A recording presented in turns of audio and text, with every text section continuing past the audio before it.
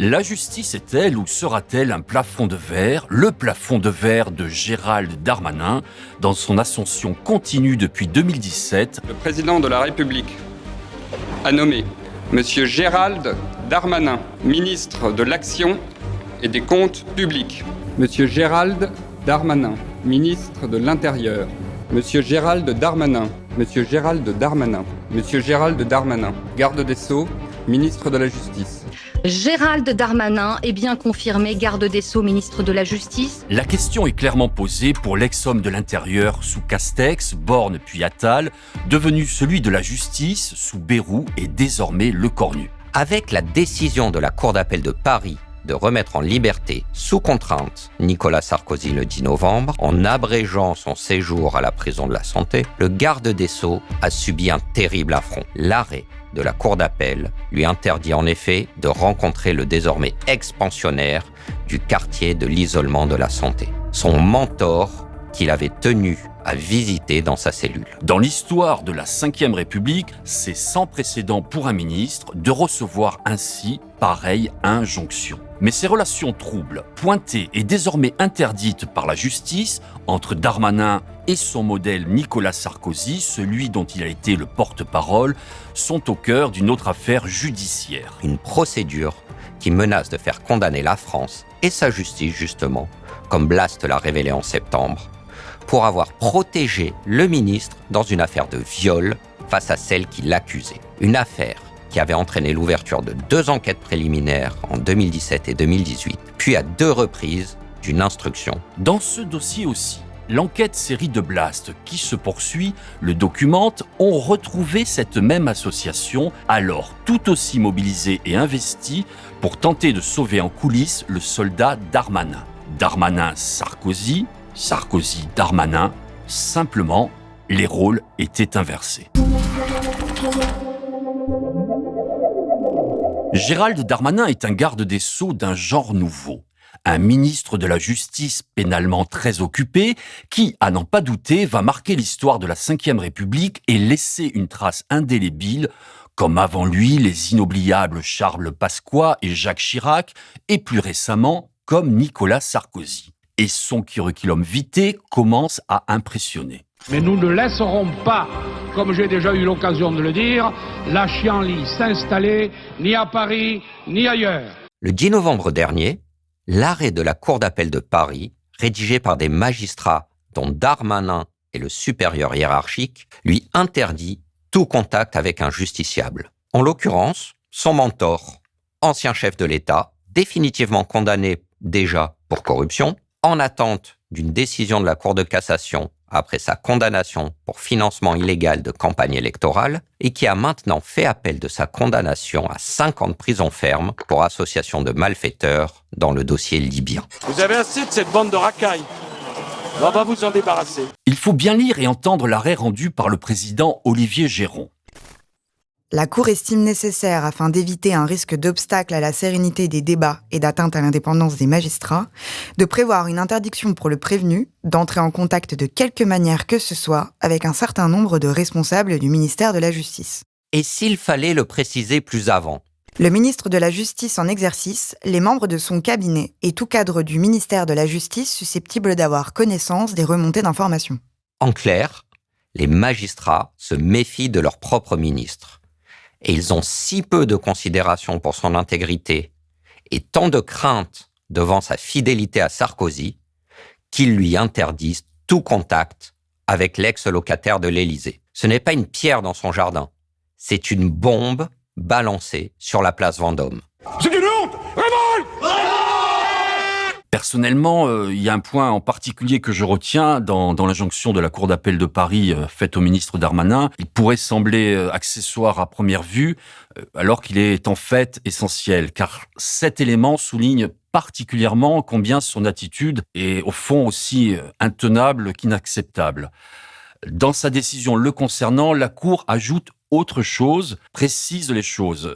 Cette injonction, cette interdiction faite par un tribunal et des magistrats au ministre de la Justice s'impose aussi à son cabinet et ses conseillers. J'ai été 9 ans ministre jusqu'à présent. 3 ans où je me suis occupé des impôts des Français. D'ailleurs, on a fait l'impôt à la source avec succès. J'étais tenu par le secret fiscal. Je n'ai jamais trahi. 4 ans et demi au ministère de l'Intérieur, où j'ai dirigé les services de renseignement de notre pays, sous l'autorité du président, d'organiser les Jeux Olympiques. Je n'ai jamais trahi ce serment et j'ai l'honneur d'être mis à justice, où je suis tenu à un certain nombre de secrets et je ne l'ai jamais trahi. Et c'est essentiel à analyser et relever parce que ça dit ce qui est en cause ici. Ce qui se joue, ce n'est pas uniquement une attitude indigne pour quelqu'un qui représente le pouvoir et incarne l'autorité. Ce que ça dit très clairement dans un arrêt de justice, c'est que au travers de son comportement et de ses faits, ce sont des pressions qui s'exercent et pèsent sur la justice et son cours. Est-ce que vous regrettez d'avoir rendu visite à Nicolas Sarkozy non, pas du dans tout. sa prison ? Pas du tout. Et pour la justice, c'est une manière de dire stop et de tracer ainsi une ligne infranchissable et de bien la souligner.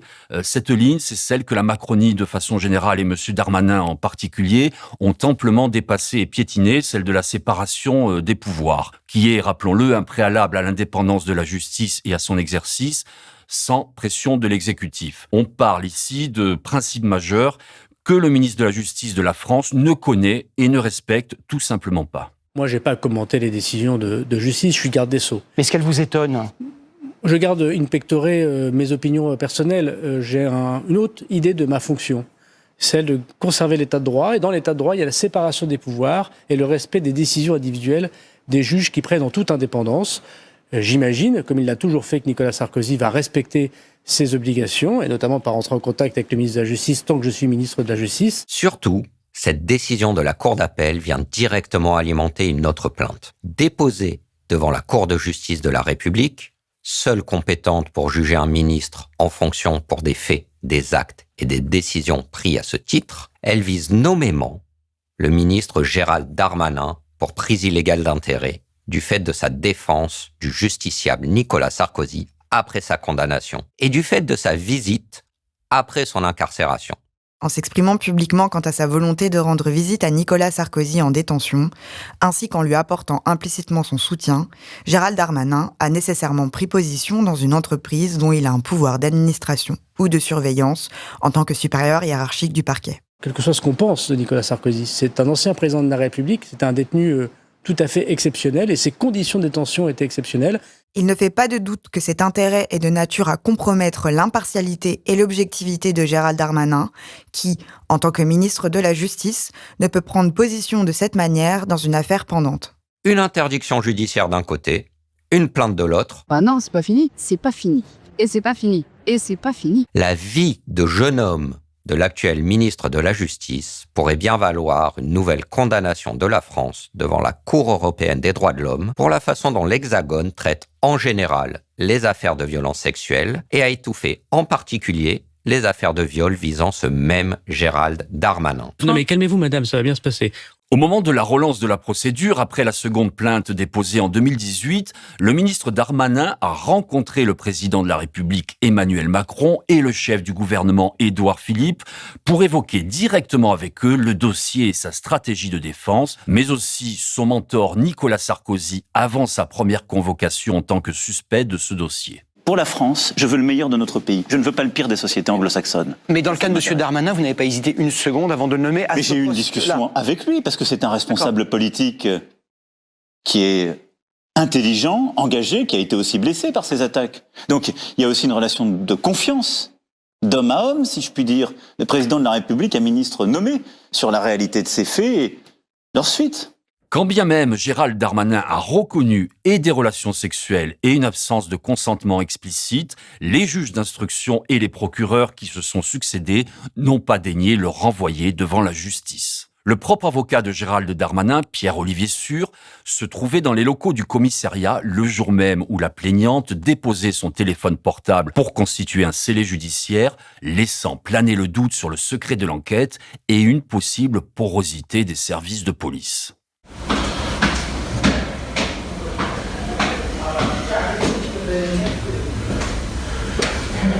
Franchement, l'œuvre de Gérald Darmanin est à saluer. Si on met ces deux affaires bout à bout, cela relève du génie. Dans la première, celle dans laquelle il est accusé de viol, l'élu du Nord était le supérieur des policiers qui enquêtait sur lui, en tant que ministre de l'Intérieur. Leur ministre. Une place tout à fait confortable que tout accusé rêverait d'avoir. On n'est pas bien là ? Hein? Tu les sens, les coussins d'huile? Sous ton cul? Et à présent, alors que son mentor Nicolas Sarkozy enchaîne les déboires et les condamnations pénales, et qu'il part en détention, le même est ministre de la Justice. Autrement dit, le responsable politique en charge dans ce pays des magistrats, de l'administration pénitentiaire et de l'application des peines. Et c'est cet homme qui n'hésite pas et ne voit aucun problème à défendre et à visiter son ancien patron en prison, son modèle. C'est lui qui le dit, malgré les harangues et insultes que Sarkozy profère à l'encontre des magistrats. Ma foi,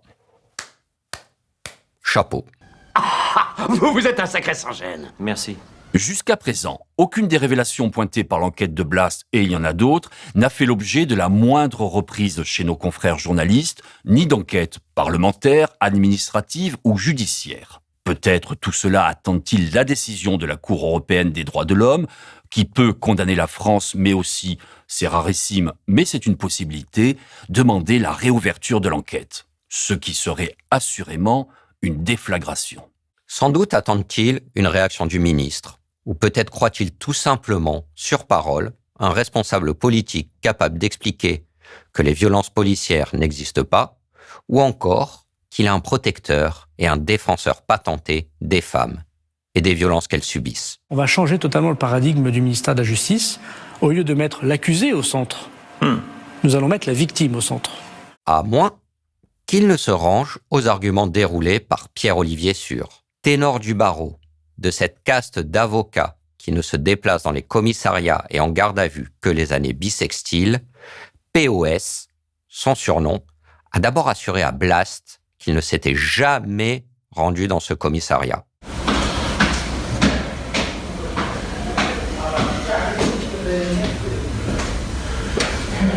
Et il a également expliqué qu'il ne vérifierait pas ses agendas, en nous recommandant de bien faire attention et de vérifier nos informations. Ah non, c'est un peu court, jeune homme. On pouvait dire, oh Dieu, bien des choses nous en sommes en variant le ton. Maître Sûr s'est ensuite ravisé pour nous rappeler, plusieurs heures plus tard, et reconnaître qu'effectivement, il s'était bien rendu dans ce commissariat le même jour que Madame Patterson. Une coïncidence aussi improbable que lourde de soupçons. Mais au moment de préciser les raisons de sa présence, dans un premier temps nier, d'apporter la preuve qu'elle n'avait rien à voir avec l'affaire Darmanin en cours, plus rien. Aucun document, aucune convocation, même anonymisée. Seulement la demande, là encore, de le croire sur parole.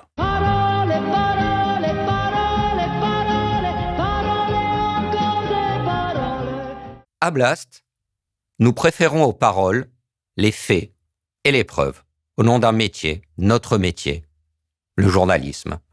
Avis aux confrères et aux autorités administratives, politiques et judiciaires. Il en va aussi de l'héritage que laissera à la Ve République le ministre Gérald Darmanin. Un héritage qui pèse déjà très lourd.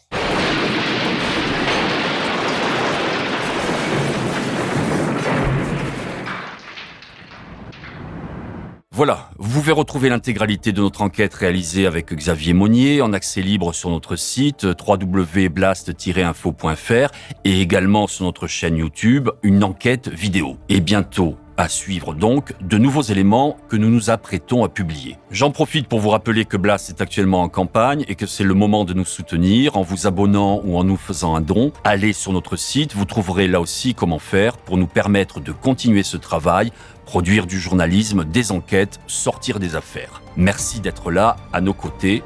Votre soutien est indispensable.